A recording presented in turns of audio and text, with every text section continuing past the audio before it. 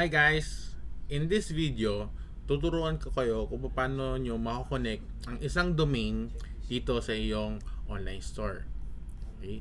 So, kung mapapansin nyo kasi, when you log in dito sa iyong Shopify dashboard at pumunta kayo sa online store, click natin yung online store, and kapag kinlik nyo yung view store, kung mapapansin nyo, meron pa siyang subdomain na .myshopify.com. Okay?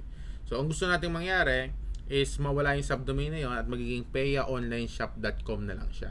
So, in that way, mas may-build nyo yung brand, mas may-build nyo yung store, and magiging mas trustworthy siya. And mas maganda siyang tignan sa mga customers mo. Okay. So, punta ka lang dito, and then punta ka sa domains. Yan. Buy new domain. Yan. So, itatype lang natin yung domain na gusto nating bilhin. So, most probably, ito yung pangalan ng iyong shop. Paya online shop. Okay. So, check mo lang kung available. Meron kasing mga instance na hindi available yung domain na gusto mo. So, ang gagawin mo, search ka lang ulit ng panibago. Something closer dun sa gusto mong maging pangalan ng shop mo. Okay. In this example, available naman siya. So, ang gagawin natin, bibilhin lang natin siya. So that's $14. So, that's around 700 pesos lang naman. For 1 year. So, for 1 year mo na magagamit yan. So, just click the buy button. Okay. So, you have the option kung gusto mong ma-renew siya every year o to renew at hindi ka na ma-hassle to magna-notify naman yan sa email mo na mag-expire na yung domain mo, gusto mo itong ma-renew. So, para hindi ka naman ma-hassle, just leave it checked. Okay? So, para mag-auto renew na lang siya. So, gagawin mo, take note mo na lang na at the end of another year, so meron kang babayaran na 700 pesos. Automatic yon kung yan naka-check. Kung di naman yan, magno-notify naman yan na like, for example, 1 week na lang mag-expire na itong domain na to, i-renew mo na siya. Okay? For this example, i-checkan ko muna yan. Then, click mo lang yung buy domain.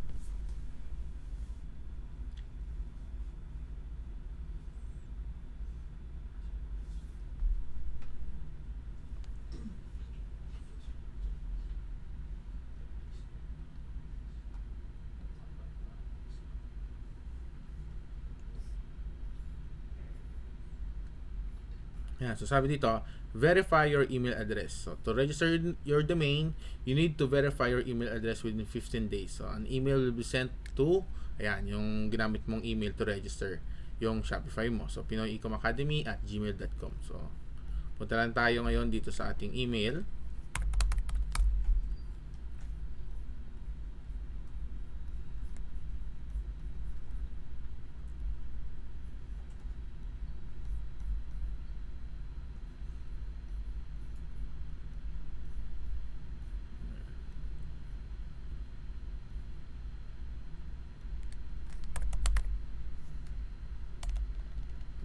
So, punta lang tayo dito sa ating email.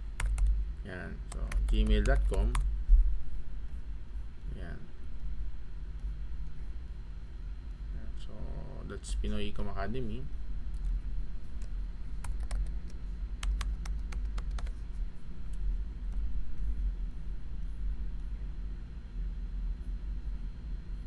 And then, hanapin natin yung email ni Shopify. So, you register your domain. Yan.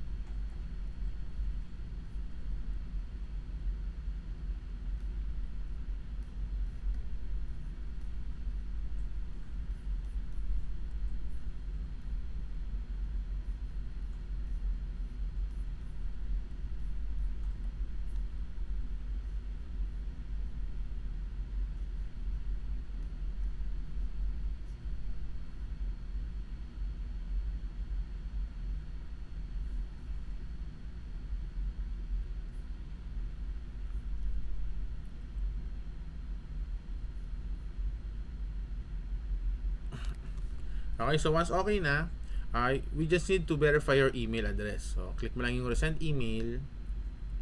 Yan. So, then, punta tayo sa ating email para ma-check natin yung email galing sa Shopify.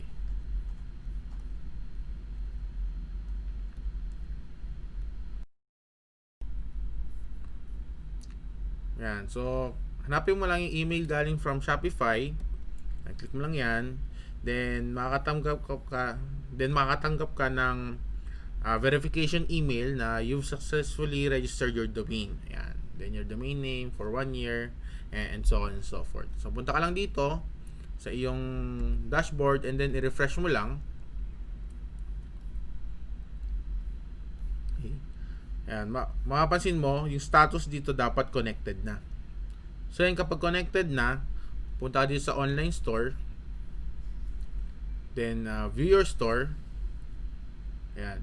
Mapapansin mo, nawala na yung subdomain na myshopify.com. So, yung kung anong napili mong domain, siya na yung lalabas dito ngayon.